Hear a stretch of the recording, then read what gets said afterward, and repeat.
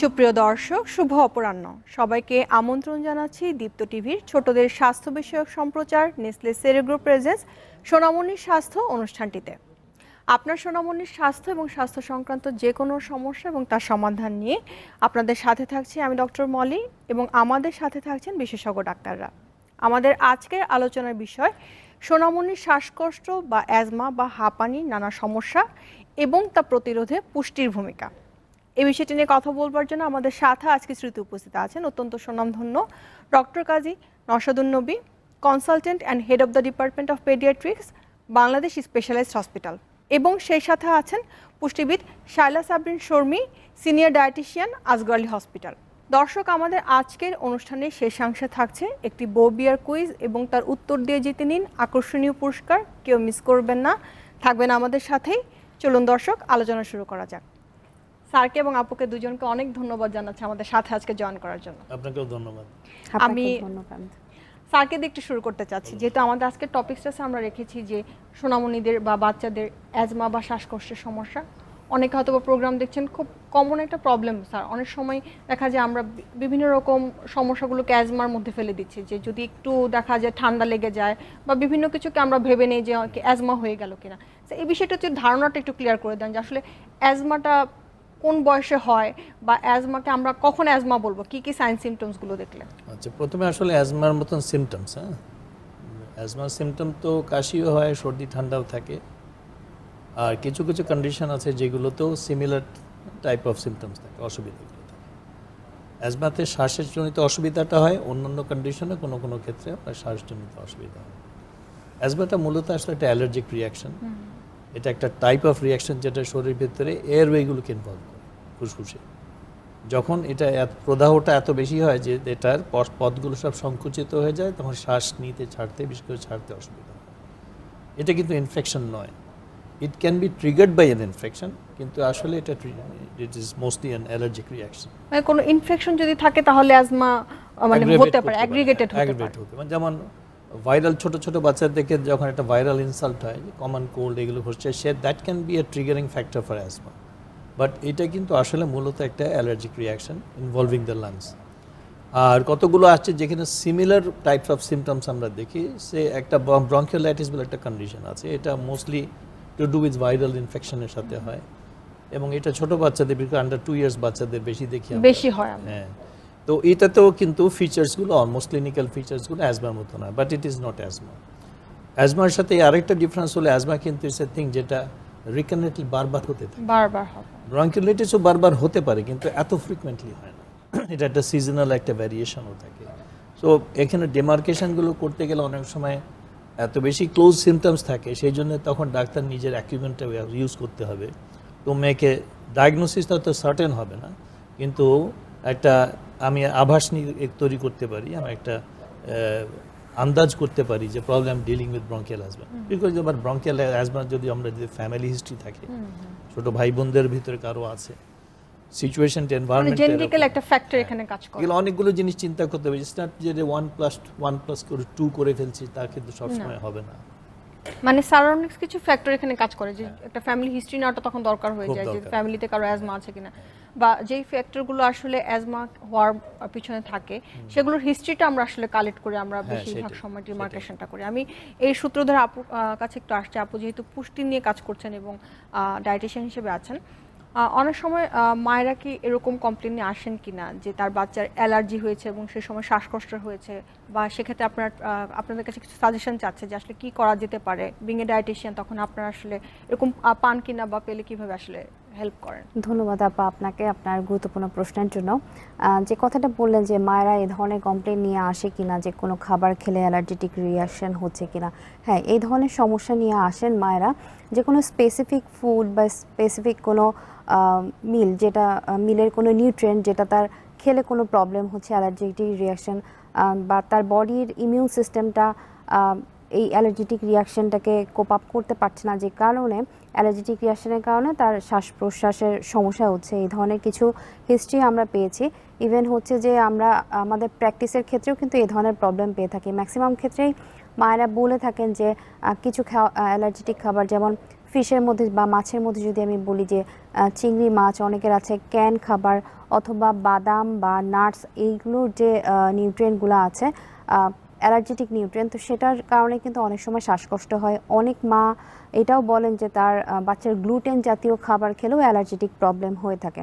তো এই ক্ষেত্রে যেটা হিস্ট্রি নিয়ে আমরা দেখি যে কোন কোন খাবারগুলো বাচ্চার জন্য এই ধরনের প্রবলেম করছে, অথবা তার অ্যালার্জেটিক অ্যানালাইসিস করা আছে কিনা, অর্থাৎ তার কোন কোন খাবারে অ্যালার্জেটিক সেন্সিটিভিটি বেশি, সেই অনুযায়ী কিন্তু তাকে আমরা সেই ধরনের ফুডগুলো অ্যাভয়েড করতে বলি। এর পাশাপাশি আর একটা যেটা হয় যে স্যার যেটা বললেন যে কিছু কারণ যেটা এই শ্বাসকষ্টটাকে প্রভাবিত করে, যেমন বাচ্চারা কিন্তু যখন খুব খেলাধুলা করে চেষ্টা করে যে বাসায় এসে খুব ঠান্ডা কিছু খাওয়ার, তো এই ধরনের অভ্যাস যখন তার খুব ফ্রিকোয়েন্টলি থাকে যে না ঠিক আছে গরমের কারণে সে খুব ঠান্ডা খাবার বা ঠান্ডা পানি বা পানীয় খেতে প্রেফার করে, তো এই অভ্যাসটাও কিন্তু অনেক সময় দেখা যায় যে তার ঠান্ডা কাশির প্রবণতাকে বাড়িয়ে দেয়, যেটা পরবর্তীতে তার শ্বাসকষ্টের দিকে টার্ন নেয় বা এই জিনিসটাকে প্রভাবিত করে।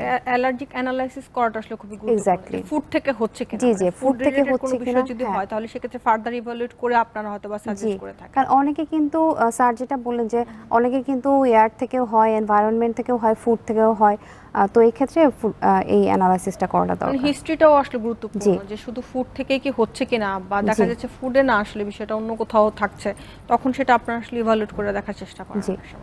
আমি স্যারের কাছে আসছি পরবর্তী প্রশ্নটা নিয়ে, যে স্যার যখন অ্যাজমার বিষয়টা হয় এবং শ্বাস প্রশ্বাসের বিষয়টা দেখা যায় কি যে বাচ্চাদের মায়েদের খুব প্যানিকড হয়ে যান বা প্যারেন্টসরা খুব প্যানিকড হয়ে যান, ইমিডিয়েট একটা অ্যাকশন নিতে চান এবং ডাক্তারদের কাছে তারা তখন আসেন।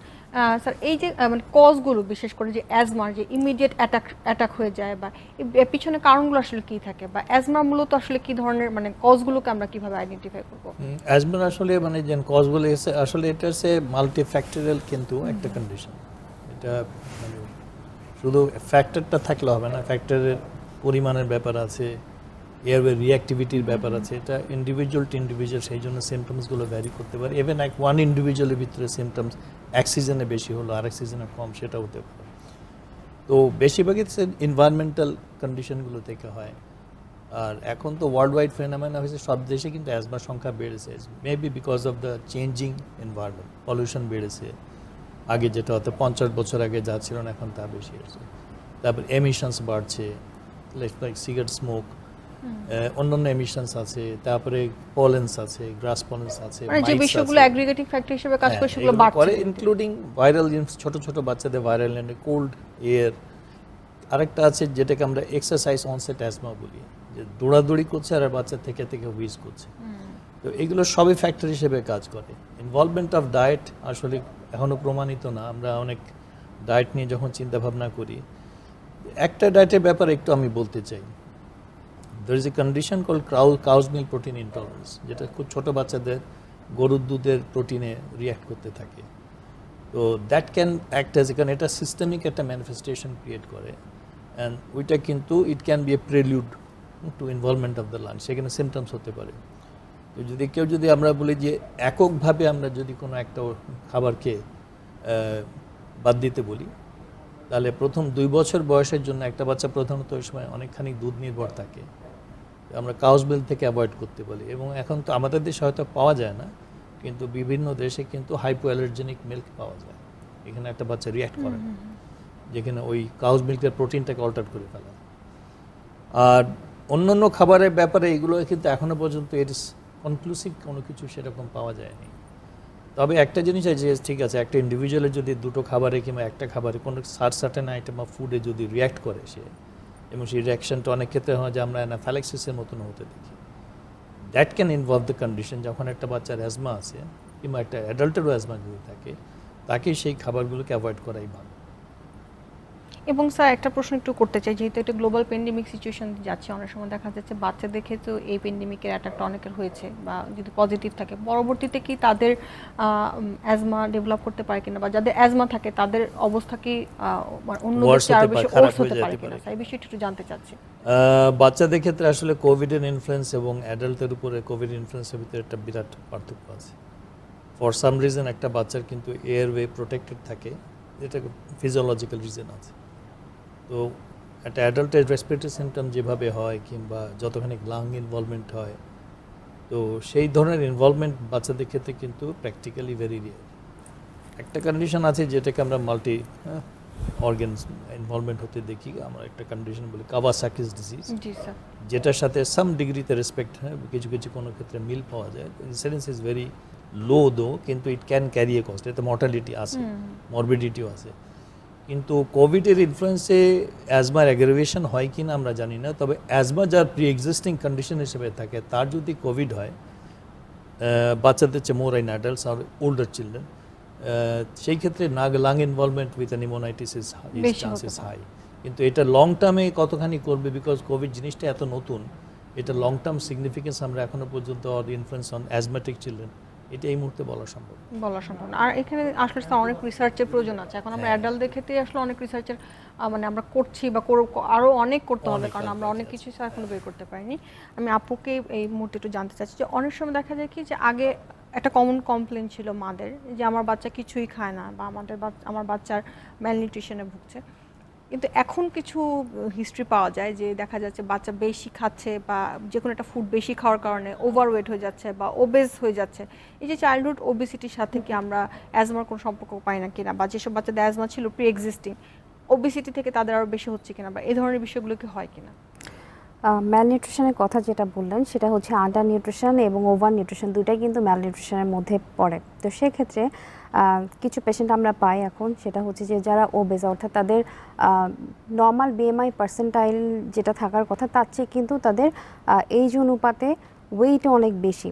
তো এসব ক্ষেত্রে যেটা দেখা যায় তাদের যদি প্রিভিয়াস হিস্ট্রি এরকম থাকে যে হ্যাঁ শ্বাসকষ্টজনিত কোনো সমস্যা আছে, এই বাচ্চাগুলো কিন্তু ওয়েট গেনের সাথে সাথে যখন ওবেসিটির দিকে যায়, অর্থাৎ চাইল্ড ওবেসিটি নিয়ে যখন আসে, এই বাচ্চাগুলো কিন্তু যখন মুভমেন্ট করে বা এরকম যখন অ্যাক্টিভিটিসে থাকে তখন কিন্তু তাদের শ্বাস প্রশ্বাসজনিত সমস্যা তারা ফিল করে, অথবা দেখা যায় যে তার শ্বাসকষ্ট শ্বাসজনিত ইয়েতে তার হচ্ছে শোষ শব্দ শোনা যায় যখন সে শ্বাস প্রশ্বাস নেয় বা এবং যখন কন্ডিশনটার জন্য ফিজিক্যাল হ্যাঁ তখন এই জায়গাটাই দেখা যায় যে আগে যেটা তার ছিল কিন্তু ওজন বাড়ার সাথে সাথে এই সমস্যাটা কিন্তু দিনে দিনে তার আরোই বেড়ে চলেছে।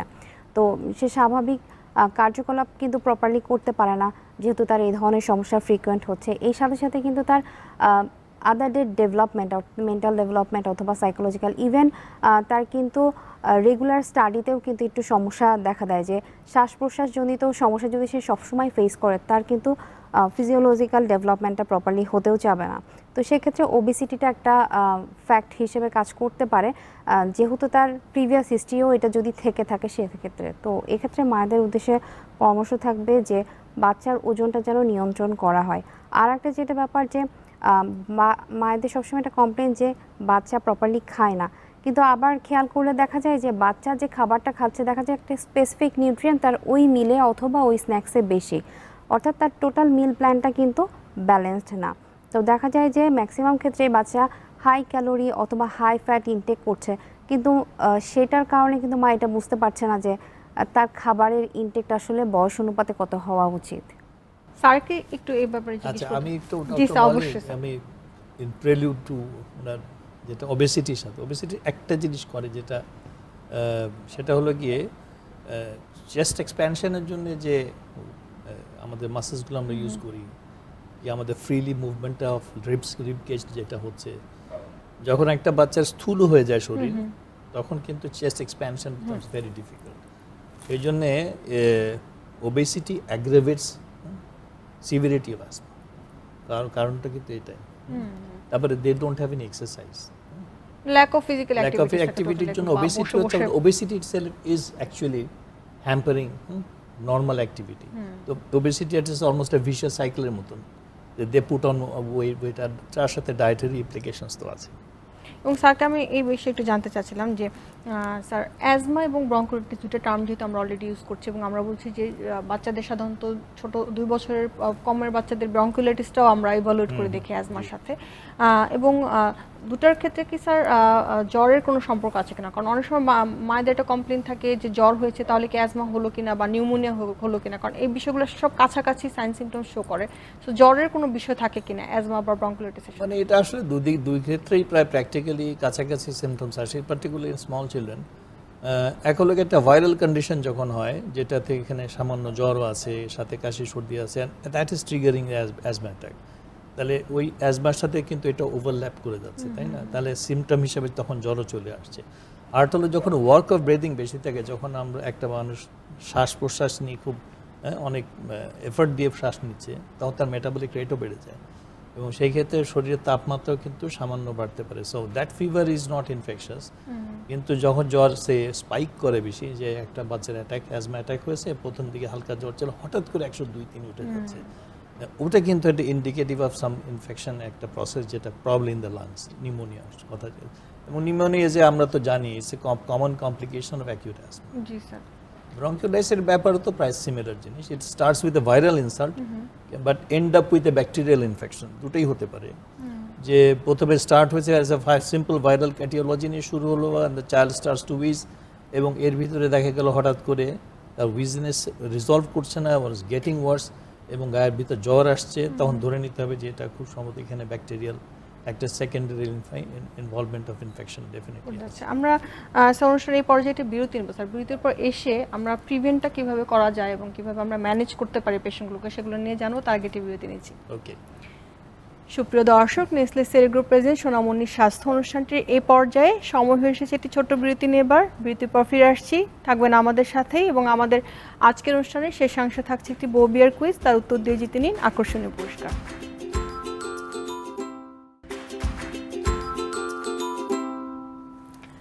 সুপ্রিয় দর্শক, বিরতি শেষে আবারও ফিরলাম নেসলে সেরেগ্রুপ প্রেজেন্স সোনামণির স্বাস্থ্য অনুষ্ঠানটিতে। আমাদের সাথে থাকার জন্য ধন্যবাদ। স্যার, কথা বলছিলাম আজকে আমরা যে অ্যাজমা, হাঁপানির সমস্যাগুলো নিয়ে এবং সেই সাথে শ্বাসকষ্টের নানা সমস্যা নিয়ে। একটা বিষয় স্যার, সবসময় দেখা যায় কি যে ছোট বাচ্চাদের যখন দেখা যায় শ্বাসকষ্ট বা হাঁপানির সমস্যাগুলো হয়, জ্বর আসে, এবং আপনি এটাও বললেন যে ইনফেকশন থাকলে সাধারণত জ্বরের প্রবলেমগুলো থাকে। অ্যাজমা সাধারণত দেখা যাচ্ছে একটা রেগুলার ইন্টারভেলে হয়, জ্বরের সাথে সম্পর্কটা খুব একটা বেশি অ্যাজমা থাকে না। প্রিভেন্টিভ যদি মেজার বলি স্যার, যে জেনেটিক্যাল ফ্যাক্টরগুলোর ক্ষেত্রেও যদি স্যার ইনক্লুড করি, যে বংশগতভাবেও যদি অ্যাজমা থাকে বা আদার্স ফ্যাক্টর দিয়েও থাকে, আমরা প্রতিরোধটা কিভাবে করতে পারি? যেহেতু আমরা সবসময় জানি sir preventive is prevention is better then cure. In that case আমরা প্রিভেনশন মেজারগুলো যদি একটু স্যার জানি। প্রিভেন্টিভ মেজার্স এবং প্রোটেক্টিং মেজার্স, যেটাই আমরা বলি কি অ্যাডাল্ট কি বাচ্চা কি প্রায় অলমোস্ট কাছাকাছি। যেতে প্রথমে উই আর থিঙ্কিং যে এই জিনিসটা আসলে more of N involvement of factors present in the environment, উপাদান যেগুলো আমার আশপাশেই আছে, আমার পরিবেশের ভিতরে আছে, সেটাই যেহেতু এখানে ট্রিগার করছে, তাহলে কাজে ওই উপাদানের এক্সপোজার আমাকে কমানোর চেষ্টা করতে হবে। এমনিতে কিছু আছে, যেমন বাসাতে আমরা যখন থাকি, মাইটস কিন্তু is a very common factor, dust is a factor. তো সেইগুলোকে আমরা আমাদের অন্তত ঢাকা শহরেতে একটু খুব ডিফিকাল্ট আমরা জানি, তাই না? তো সেইখানে যদি আমরা ঘরের সে মেঝেটাকে দুবার যদি কেউ মুছতে পারে, তাহলে সেটেল ডাস্ট কম থাকবে অ্যাটলিস্ট, মানে যাদের অলরেডি অ্যাজমা। তারপরে বাসার ভিতরে কার্পেটস থাকছে কি, রাগস থাকছে কি, ম্যাটস থাকছে, এগুলো সংখ্যা কমিয়ে দেওয়া অথবা বাতিল করে দেওয়া, বাসা থেকে বিদায় করা। ভারী পর্দা টর্দা এগুলোকে অ্যাভয়েড করা। ভারী কাভারিংস অফ ফার্নিচার্স এগুলোকে যদি যতক্ষণই সম্ভব অ্যাভয়েড করা। এই তো আমরা যেটুকু আমাদের হাতের ভিতর, বাসার ভিতরে আমি যেটাকে মডুলেট করতে পারি, সেটা হলো এইটা। আর হলো এক্সপোজার্স, বাইরে তো আমাকে যেতে হচ্ছে, আমার বাচ্চাকেও নিয়ে যেতে হচ্ছে, তাকে স্কুলে যেতে হচ্ছে, তাহলে সেখানে আমি কীভাবে করি? সেখানে তো আর আমার হাতে এগুলো নিয়ন্ত্রণ নেই। তো আমি গাড়ি থেকে কারে যাচ্ছি কি, যেটা করে যাচ্ছি, যাতে ধুলোবালির এক্সপোজারটা কম হয়, মুখটা ঢেকে হোক, গাড়ির কাজ তুলে হোক, এভাবে একটা করা যেতে পারে। মোটরসাইকেল অনেক বাচ্চাকে আমি দেখি সামনে বসিয়ে নিয়ে যাচ্ছে, that is a very bad practice, কারণ এখানে উইন্ডটা পুরোপুরি একদম মুখের উপর এসে ধাক্কা খাচ্ছে। যেখানে যাওয়া যাচ্ছে যে অ্যাজমা থাকলে তাহলে সেইখানে একটা ট্রিগার হিসেবে কাটে, তাহলে সেই ব্যাপারগুলোতে আমরা নিজেদের স্টেপসগুলো নিতে পারি।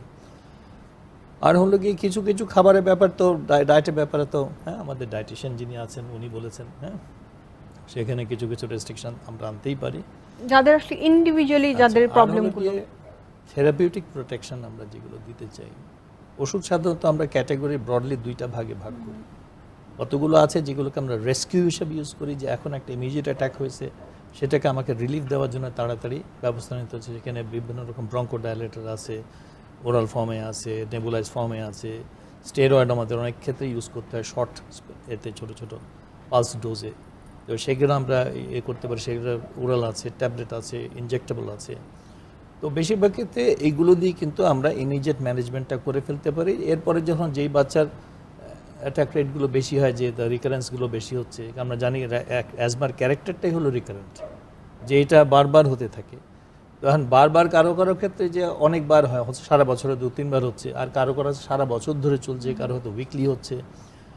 যাদের মানে রিকারেন্সেসের সংখ্যা বেশি হবে তাদের কিন্তু আমরা প্রিভেন্টার্সের ভিতরে আনতে চাই।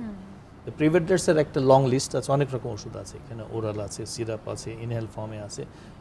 যেসব বাচ্চাগুলো একটু বড় তাদের ক্ষেত্রে ইনহেল কর্টিকোস্টেরয়েড, তার সাথে কখনো ব্রঙ্কোডাইলেটর কম্বাইন করা থাকে, কখনো থাকেও না। ওগুলো কিন্তু আমাদের mainstay of treatment. Preventing an episode of asthma যদি আমরা এইসবগুলো করতে চাই, তাহলে আমাদের লং টার্ম প্রিভেনশনের জন্য ইনহেল কর্টিকোস্টেরয়েডগুলো ইউজ করতে, ইট ইজ ভেরি সেফ, কিন্তু সুপারভাইজড হতে হয়। আর কিছু ওষুধ আছে যে মন্টেলুকাস্ট, এগুলো আমরা একবার করে প্রতিদিন দিই, এক একটু এজ এক এক রকম ডোজে আসতে থাকে। এবং বেশিরভাগ বাচ্চা কিন্তু দে উইল বি কেপ্ট, অনেক ভালো থাকে। কিন্তু প্রবলেম হয় যে কমপ্লায়েন্সে অসুবিধা হয় অনেক ক্ষেত্রে, বাবা ভুলে যান, মা ভুলে যান, সকালেরটা নিল তো বিকেলের রাতেরটা বিশেষ নিল। করে বাচ্চাদের ক্ষেত্রে মাদের কেয়ারগিভারটা বেশি হয়। কমপ্লায়েন্সের ব্যাপারে খুব জোর দিতে হয়, যদি এখনকার ওষুধপত্রগুলো খুব সিম্পলিফাইড হয়ে গেছে, আগের মতন তো নেই। তো এই জায়গায় কমপ্লায়েন্স মেনটেন করা খুব ডিফিকাল্ট হয় না, একটু যদি প্রতিদিন একটু মনে করে ওষুধগুলোকে টাইমিং। এই বিষয়টাতে আরেকটু আসবো যে আমরা আসলে অনেক সময় দেখা যাচ্ছে যে অনেকে নেবুলাইজার বা ইনহেলারটা ইউজ করতে চান না। ইন দ্যাট কেস আমরা কি কোনোভাবে প্রিভেন্টিভ মেজার নিয়ে বা ওরাল ড্রাগ দিয়ে সেটা করতে পারি কিনা, সেটা আমরা একটু স্যার জানবো। তার আগে আপুর কাছে একটু জানতে চাচ্ছি যে আপু যেহেতু একটা কমেন্ট করলেন যে আমরা আসলে ম্যালনিউট্রিশন বলতে আন্ডার নিউট্রিশন, ওভার নিউট্রিশন দুটোই বুঝতে পারছি। আর যেসব বাচ্চারা ম্যালনিউট্রিটেড থাকেন তারা আমরা জানি যে স্বভাবত একটু ভালনারেবল গ্রুপে থাকেন, তাদের ক্ষেত্রে কি আসলে বিভিন্ন ধরনের ডিজিজগুলো বেশি হয় কিনা এবং শ্বাসকষ্টের প্রবলেমগুলো এই মানে প্যান্ডেমিক সিচুয়েশন আপনাদের কাছে আসছে কিনা বা এই ধরনের প্রবলেম নিয়ে আসে কিনা? হ্যাঁ, এটা খুবই গুরুত্বপূর্ণ একটা কথা বলেছেন যে ম্যালনিউট্রিশন যদি থাকে তাহলে পরে তারা আসলেই ভালনারেবল হয়। এবং শুধুমাত্র যে শ্বাসকষ্টজনিত সমস্যা তা কিন্তু না, বিভিন্ন রকম ইনফেকশনও কিন্তু তাদের মধ্যে ইনফেকশন হওয়ার টেন্ডেন্সি কিন্তু অনেক বেশি থাকে। অনেক সময় দেখা যায় যে বাচ্চা শিশুরা বা আন্ডার 5 যারা আসছেন বা 5+ যারা আসছেন, অনেক সময় দেখা যায় যে তাদের আয়রনের ডেফিসিয়েন্সিস থাকে। তো আদার যে কমপ্লিকেশনগুলো যেমন থাকে যে ভিটামিন ডি ডেফিসিয়েন্সিস থাকে, যেটা এখন আমরা অ্যাডাল্টদের ক্ষেত্রে তো পাচ্ছি এবং বাচ্চাদের ক্ষেত্রেও কিন্তু সেটা খুবই ভিজিবল। তো এই ধরনের কেসে দেখা যায় যে বাচ্চারা একটা ইনফেকশানে যদি বারবার অ্যাটাক হতে থাকে, তার কিন্তু ইমিউন সিস্টেমটা অনেকটাই সাপ্রেসড হতে থাকে এবং তার মধ্যে কিন্তু জেনারেল উইকনেস, এই ধরনের টেন্ডেন্সিও কিন্তু বেশ ভালোভাবেই দেখা যায়। তো সেক্ষেত্রে যে ম্যালনিউট্রিশন অর্থাৎ আন্ডারওয়েট এবং ওভারওয়েট দুইটা ক্ষেত্রেই কিন্তু এই ধরনের প্রবলেম দেখা যায়। এবং আমি আরেকটু জানতে চাচ্ছি যে যেহেতু এই সিচুয়েশনটাতে অনেক সময় বাচ্চাদেরকে নিয়ে আসছে, সেক্ষেত্রে আমরা বিশেষ করে কি ম্যালনিউট্রিটেড বাচ্চা এরকম পাই কিনা, কারণ এখন অনেক মারা আসলে অনেক বেশি সচেতন, সেক্ষেত্রে কি আমরা এরকম পাই যে অপুষ্টিজনিত কোনো কারণে তাদের বারবার ইনফেকশন হচ্ছে বা এই ধরনের কি আমরা পাই কিনা? জি, এ ধরনের আমরা পাই। কেননা দেখা যাচ্ছে যে বাচ্চাকে মা নিয়ে আসছে তার বয়স অনুপাতে যদি ওজন এবং উচ্চতা কম থাকে, ম্যাক্সিমাম ক্ষেত্রে আমরা হিস্ট্রি নিতে যেয়ে কিন্তু দেখি যে তার ডিজিজে অ্যাটাক হওয়ার ফ্রিকোয়েন্সি কিন্তু অনেক বেশি। সেটা হতে পারে রেসপিরেটরি রিলেটেড, হতে পারে তার ডাইজেস্টিভ সিস্টেম রিলেটেড কোনো প্রবলেম, অর্থাৎ তার জিআই ট্র্যাক প্রপারলি ফাংশন করছে না, তার যে কোনো ফুড অ্যালার্জির কারণে হোক অথবা ইনডাইজেশনের কারণে হোক, তার অ্যাবডোমিনাল যে হজমজনিত সমস্যা, সে ধরনের সমস্যাও কিন্তু নিয়ে মায়েরা আসে। এছাড়াও আরেকটা যেটা যে বিভিন্ন ব্যাকটেরিয়াল ইনফেকশনের কারণেও কিন্তু জ্বর বা আদার যে প্রবলেমগুলো আছে কমপ্লিকেসি, এগুলো নিয়েও মায়েরা আসে। সেটা দুটা ক্ষেত্রেই, আন্ডারওয়েট ওভারওয়েট দুটা ক্ষেত্রে দুটাকেই আসলে। জি স্যারের কাছে একটু আসতে চাচ্ছি স্যার, যখন অ্যাজমার কথাটা বলি বাচ্চাদের ক্ষেত্রে বা শ্বাসকষ্টের প্রবলেমগুলোতে যখন বিশেষ করে ইনহেলারের বিষয়টাতে আসে, তখনই তাদের একটা ধারণা হয়ে যায় যে আসলে সারা জীবন ইউজ করতে হবে বা একটা বার্ডেন হয়ে যায়। অনেক সময় ভয় পেয়ে যায় যে যারা ইনহেলার ইউজ করে তাদের হয়তো বা বংশগত যেহেতু অন্যদেরও হতে পারে। এই বিষয়টাতে স্যার একটু জানতে চাচ্ছি যে অ্যাজমাটা কি আসলে কন্টামিনেটেড হয় কিনা, এক। আরেকটা হচ্ছে যে স্যার ইনহেলার যারা ইউজ করতে চান না তাদের জন্য কি কোনো অল্টারনেটিভ আছে কিনা বাচ্চাদের জন্য, বিশেষ করে ছোট বাচ্চা যারা ক্যারি করে ইনহেলারটা? জিনিসটা হলো কি, আসলে আমাদের ওষুধপত্রের সম্বন্ধে কিন্তু মিসকনসেপশন অনেক, এবং আমরা যখন একটা নোভেল অথবা অ্যাটিপিক্যাল একটা ফর্মে ট্রিটমেন্ট করতে যাই তখন সেইখানে একটা কোয়েশ্চেন চলেই আসে। তো আমাদের এখানে কতগুলো misconception, it is a very common একটা জিনিস। যখন আমরা ইনহেলার লিখি তখন অনেকেই কোশ্চেন করে যে স্যার এটা কি দেওয়ার দরকার আছে না, দের ইজ একটা ভীতি থাকে। ভিতে চলে আসে স্যার।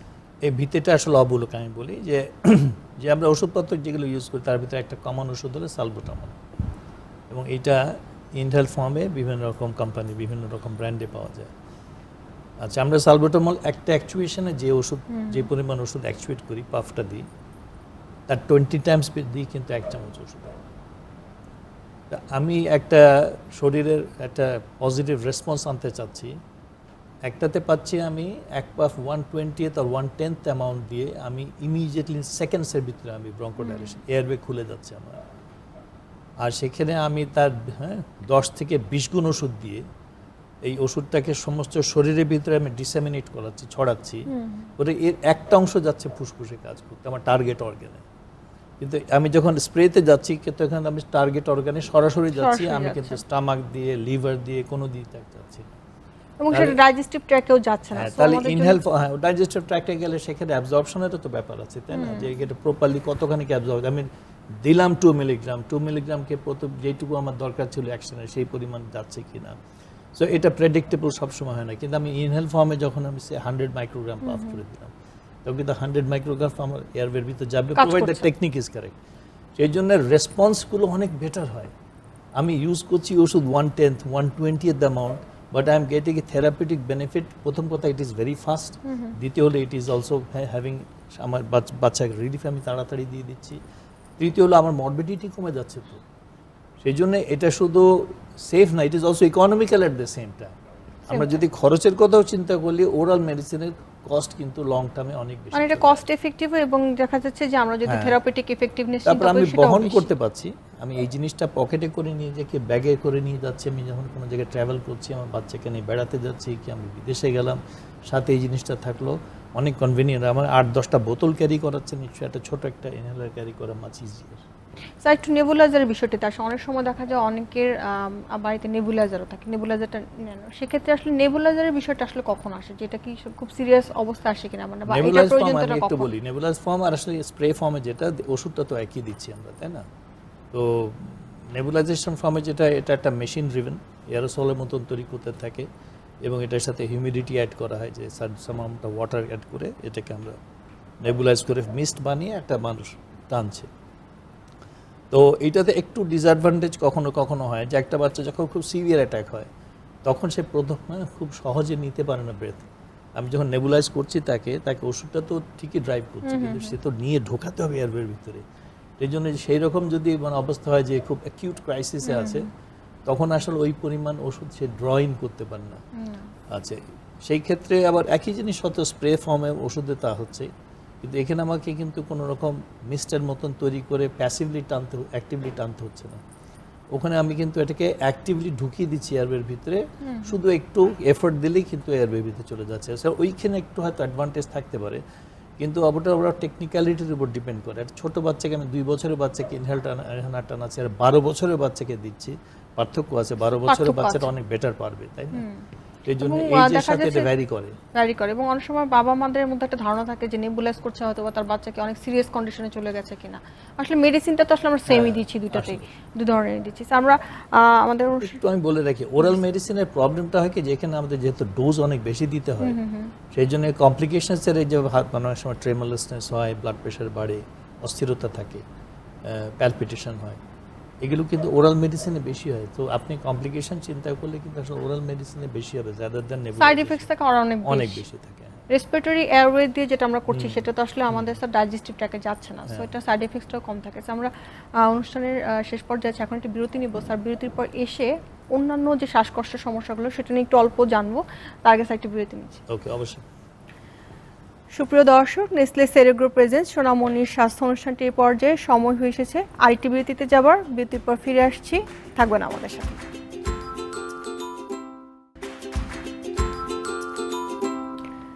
সুপ্রিয় দর্শক, বিরতি শেষে আবারও ফিরে এলাম নেসলে সেরেগ্রো প্রেজেন্স সোনামণির স্বাস্থ্য অনুষ্ঠানটিতে। আমাদের সাথে থাকার জন্য ধন্যবাদ। দর্শক, আমাদের আজকের অনুষ্ঠানের শেষাংশে থাকছে একটি ববিয়ার কুইজ, এবং তার উত্তর দিয়ে জিতে নিন আকর্ষণীয় পুরস্কার।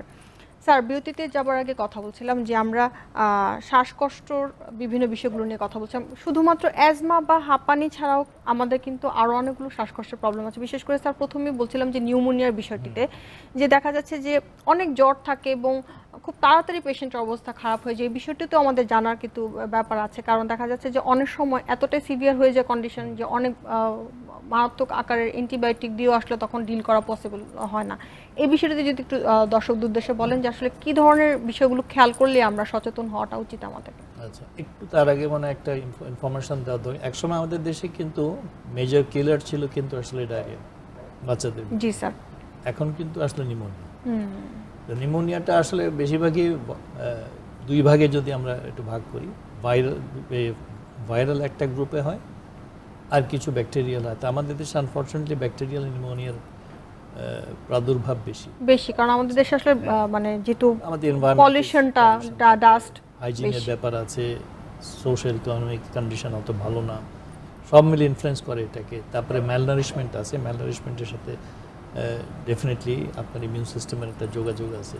যত ম্যালনারিশড হবে একটা মানুষের exposure to infection will be high. তো লাং ইনভলভমেন্ট হয় এখানে, ফুসফুসে যখন হয় সেটা একদিকে হতে পারে, দুদিকে হতে পারে। খুব স্মল এরিয়া ধরে ইনভলভমেন্ট হতে পারে, লার্জ এরিয়া ধরে হতে পারে, এবং এরিয়া অফ ইনভলভমেন্টের উপর ডিপেন্ড করবে সিমটমস কত হবে। তো বাইরে থেকে আমি বুঝবো কী করি, সেটা শুধু নিউমোনিয়া না, যে কোনো একটা সিরিয়াস লাং ইনভলভমেন্ট যখনই হয় তখন রেসপিরেশনটাই তো কম্প্রোমাইজড হয়ে যাবে। তখন আমাকে রেসপিরেশন অনেক কষ্ট করে শ্বাস নিতে হবে।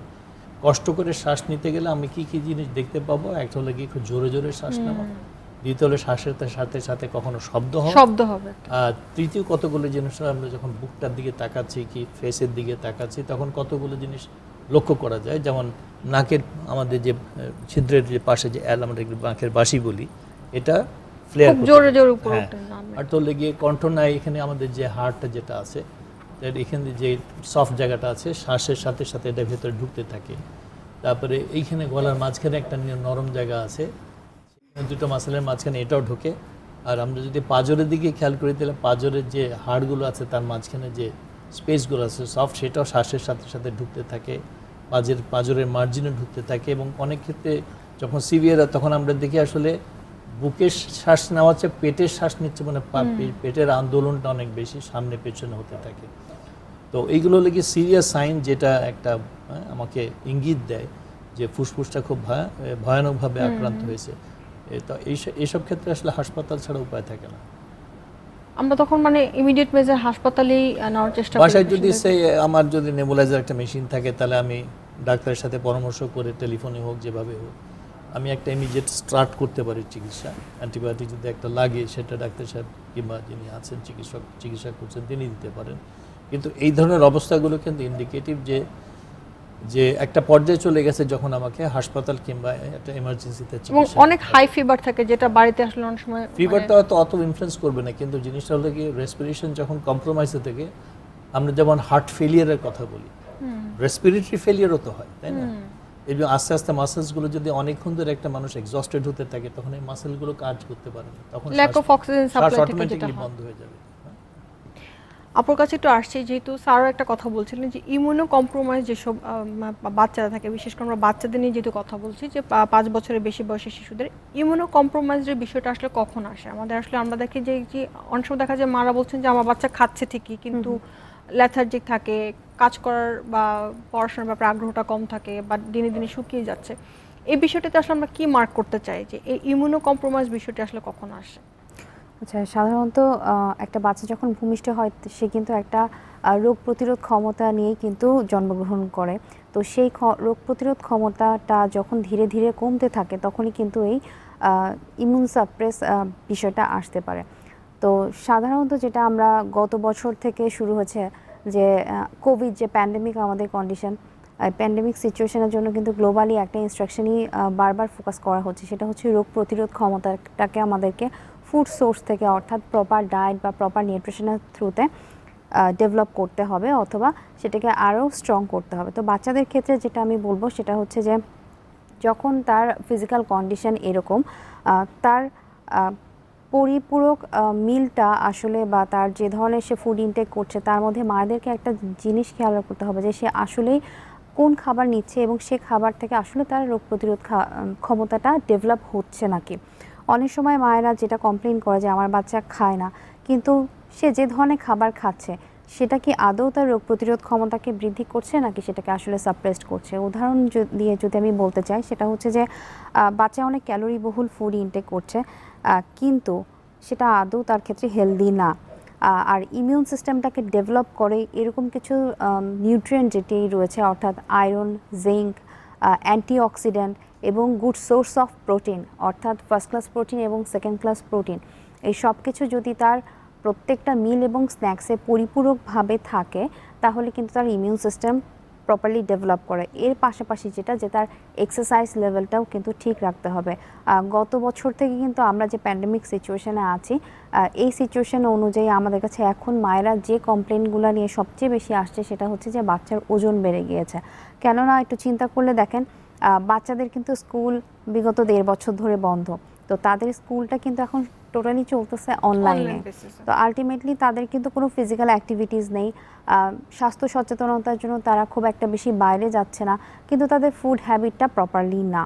হয়তো যে মিলটা নিচ্ছে বা স্ন্যাক্সটা নিচ্ছে, মা এটা অবচেতন ইয়েতেই খেয়াল করতে পারছে না যে সেটা প্রপার ব্যালেন্সড তার জন্য হচ্ছে না। ম্যাক্সিমাম ক্ষেত্রে বাচ্চাদের খুব ক্রেভিংস থাকে fast food, junk food, cold drinks বা সফট ড্রিঙ্কস এগুলোর প্রতি। তো সেক্ষেত্রে আমি প্যারেন্টসদেরকে বলবো যে এগুলোকে যতটা ডিসকারেজ করা যায় ততটাই বাচ্চার হেলথ ইস্যুর জন্য ভালো।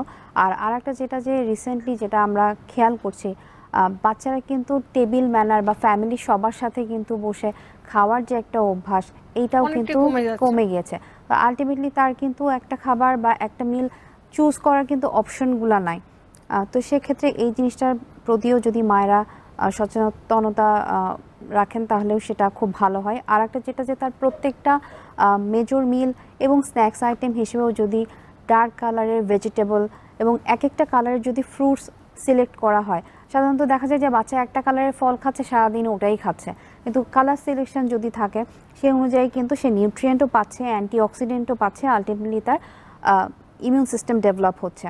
আর আরেকটা যেটা ব্যাপার যে যেহেতু এখন ইনডোর কন্ডিশনে আছে, মানে হোম এনভায়রনমেন্টে আছে, যদি পসিবল হয় একটু বাসা যেখানে সানলাইট বা সান এক্সপোজার আছে সেখানে একটু যদি বাচ্চাকে প্লেফুল অবস্থায় রাখা, অথবা সে তার ডেইলি অ্যাক্টিভিটিস শেখালে তাহলে ভিটামিন ডিটা, হ্যাঁ তাহলে সেটা থেকেও কিন্তু ভিটামিন ডিটা থেকে কিন্তু ইমিউন সিস্টেমটা ডেভেলপ করা পসিবল।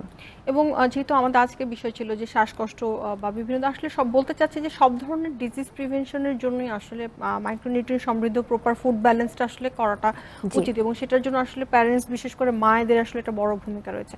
আমরা আজকে অনুষ্ঠান একদম শেষ পর্যায়ে আছি, আমি স্যারের কাছ থেকে একটা কোশ্চেন নিয়ে শেষ করতে চাচ্ছি যে স্যার, যেহেতু একটা প্যান্ডেমিক সিচুয়েশন দেওয়া যাচ্ছে এবং আপনি একটা কথা বলছিলেন যে আমরা আসলে এখনো বের করতে পারিনি যে কোন দিকের ইনভলভমেন্টগুলো আসলে কিভাবে করে হচ্ছে, যে প্যান্ডেমিক সিচুয়েশনে অ্যাজমা বেড়ে যাচ্ছে কিনা, বা অ্যাজমার কারণে করোনার সাইন সিমটমসগুলো আরও বেশি হচ্ছে কিনা।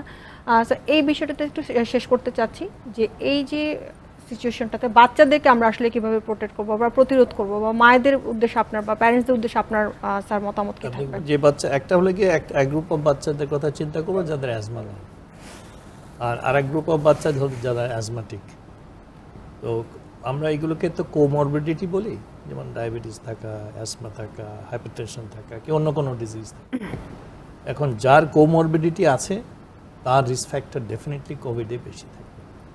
এটা অ্যাডাল্টদের ক্ষেত্রে যেমন অ্যাপ্লিকেবল, সেটা বাচ্চাদের ক্ষেত্রেও টু সার্টেন এক্সটেন্ট অ্যাপ্লিকেবল।